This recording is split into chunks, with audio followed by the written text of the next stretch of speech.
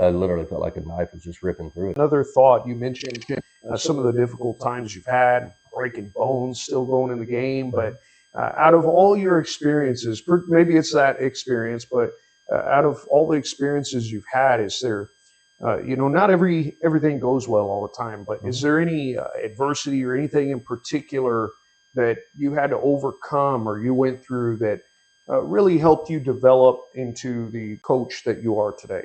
Yeah, I think there's two that stand out to me right away.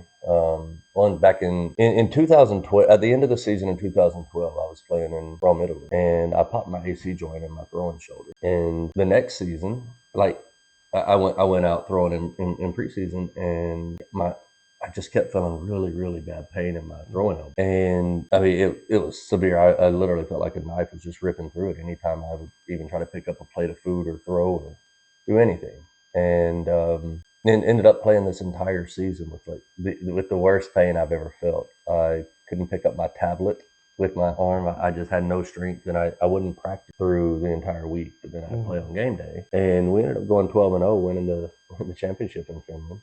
And I go through this whole year of pain that nobody knows about, and then after the season, go to the doctor, and they were like, "Oh, like it was basically like tennis elbow, and there's like no tendons there." And they're like, "Yeah, whatever you've done, you're not going to be able to throw the ball at all." And I was like, "Oh, I've thrown for the last 3.5 months." Yeah, just keep on going. And they're like, "How could you do that?" And they're like, "You shouldn't possibly be able to do that." But somehow I got through that. So I think that was something that made me. I took pride in that, knowing that I didn't feel like I could have felt much more pain, and knowing that I was going out there every week and fighting. And I think for me, from a character building standpoint, that was something that, this is hard, it hurts, but you can always fight through the pain and go further. And so for me, that was huge.